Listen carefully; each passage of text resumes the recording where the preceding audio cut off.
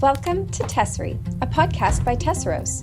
Here, we're learning in the workshop of everyday life. Small adjustments, simplified workflows, creative ideas explored instead of ignored. Each episode, I share real stories from home and work as I experiment with technology and AI, not to chase perfection, but to build systems that support what actually matter. Because when our systems support us, we create space for the things that shape us. I'm glad you're here to build this mosaic. Let's place the next piece. Someone asks you at the soccer field or the school pickup or a community barbecue, so what do you do? And you answer, but sometimes it feels complicated because you don't want your work to be your entire identity. But at the same time, it's where you spend the majority of your time. It's how you pay your mortgage. It's the reason you were distracted at dinner last Tuesday, or the thing that's turning over in your head at 11 p.m. when you meant to be sleeping. It's the version of yourself that you're building slowly with every decision you make about where your time and energy go. For entrepreneurs, your business isn't separate from your life, and it never was. I think a lot of the friction we feel, the guilt, the pressure to switch off, the sense that we're not doing balance well, comes from expecting otherwise. That's what I want to talk about today. But first, I want to tell you about a shift that we've made at Tesseros because it's a primary reason for this episode. If you've been following along for a while, you'll know that Tesseros started as a broad-based learning platform, practical skills, technology, everyday life. And I'm proud of what we built in that space. That iteration is what got us here. But over the last several months, something kept coming into focus. The people I was having the most meaningful conversations with, the ones where something actually shifted, were with entrepreneurs, small business owners, people who had built something and couldn't quite figure out why it didn't feel successful to them yet. They were always on, but not moving in any direction they could tell. They felt busy, but not free or in control. And the more that I sat with that, the more that I realized the problems they're describing aren't just business problems. They're also those personal problems. And you start to feel like it's, three kids stacked up in a trench coat. There's time pressure, energy depletion, the sense that your business is running you instead of the other way around. And it's not necessarily a strategy gap, but it's often a systems and values gap. And that's always been what Tesseros has been built to address. So we've tightened our alignment. And Tesseros is now specifically for entrepreneurs and entrepreneurial minded people who are building something where they and their work are an integrated unit. The time mosaic was always built for this audience. We're just pulling the flow together tighter now. And that pivot is what makes today's topic so top of mind.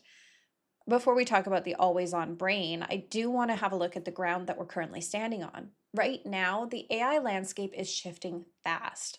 Subscription models are changing, usage limits are becoming the new normal. And if you've been building your workflow around a single tool, you may have already felt that. For an entrepreneur, this is definitely a lesson in agency. Don't make one tool your entire backbone. Your system should be a mosaic, different tools doing what they do best, used in sequence so that a change in one tool's pricing or limit doesn't break your whole operation. My own workflow has been shifting with this in mind. With Claude specifically, the working blocks have gotten a lot narrower, and I've had to adapt my style. I go in knowing I'll hit a limit, and when I do, I take the thread somewhere else.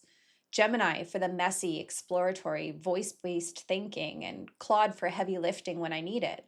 Two tools, different strengths, neither one holding everything.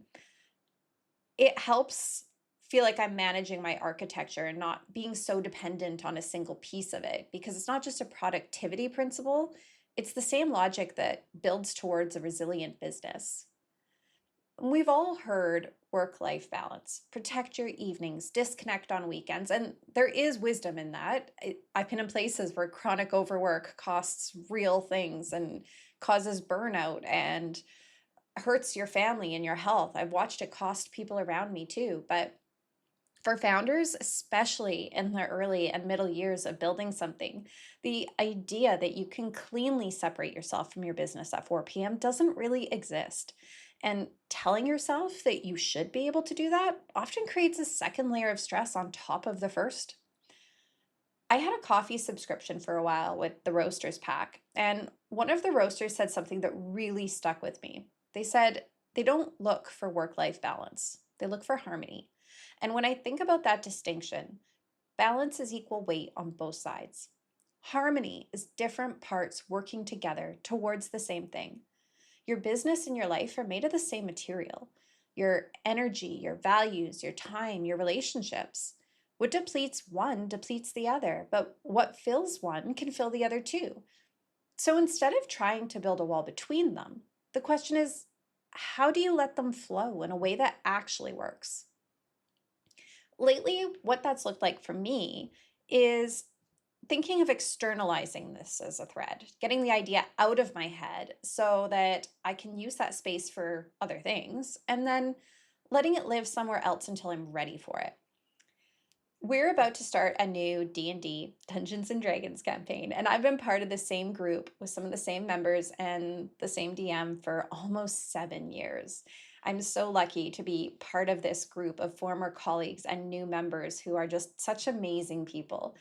And we get into this new world, and I need to start a new character. And I'm working through alignment and class and backstory and what makes them distinct from the characters I've played before.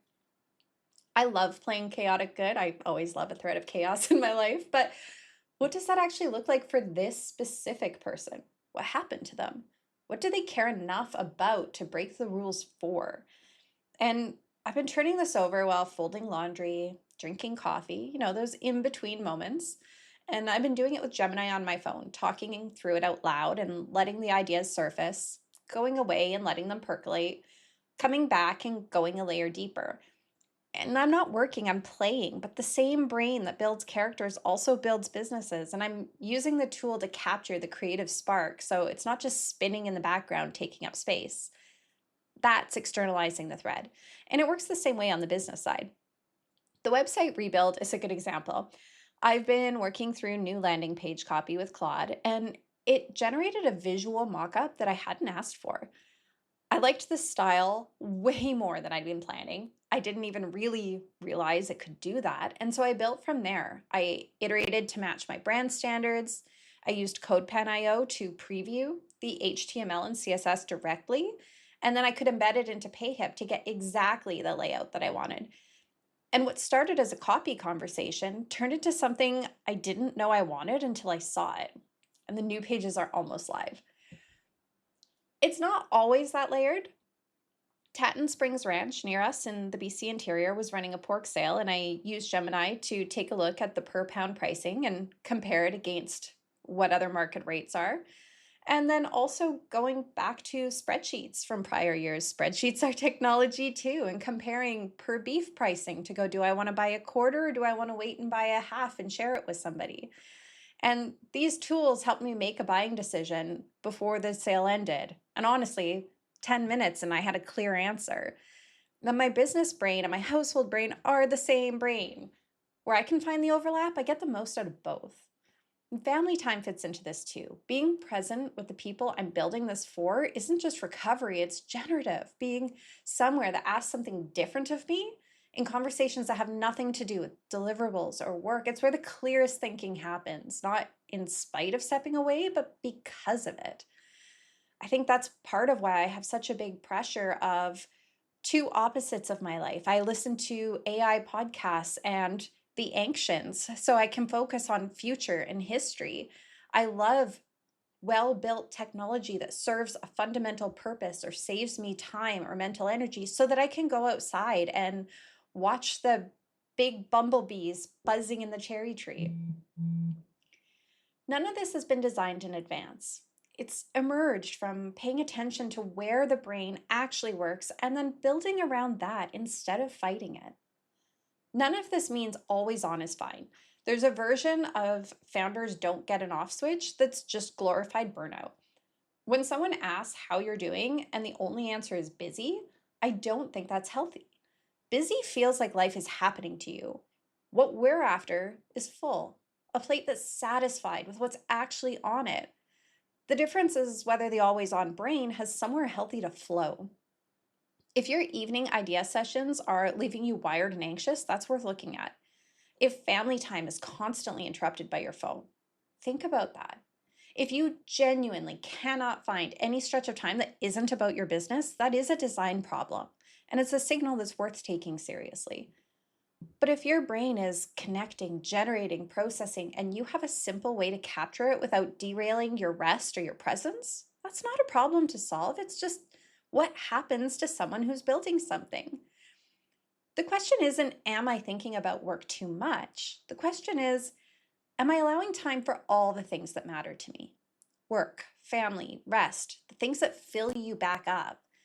If all of those have space, not equal space, but space that makes you feel fulfilled, you're probably doing better than you think. For this week's Tessera, I want you to pick one moment from your last week where you felt guilty for thinking about work outside of work hours. And now look at it through the opposite lens. Was that actually a problem? Or was that your brain just doing what it does? Was it eating into something that mattered? Or was it happening in the margins? If the honest answer is that it costs you too much, that's worth knowing, that's information. But if the answer is that nothing suffered, it was just the idea that you should have been fully off that made it feel wrong, that's a story worth replacing. If you're listening to this and feeling guilty that you didn't clock out at a normal hour, or you spent part of Sunday working through something that wouldn't leave you alone, I want to offer you a reframe. You're building something.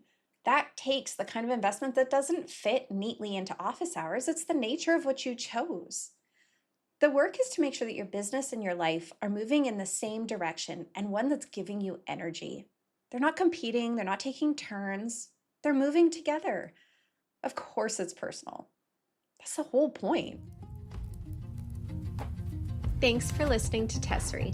If this episode sparked an idea or helped you forge a new path, we'd love to hear it. Tessera is built by community. Send us your questions, feedback, or stories about how you're using AI and other technologies to simplify your life. Email us at hello@tesseros.com or leave a review on the app where you're listening right now.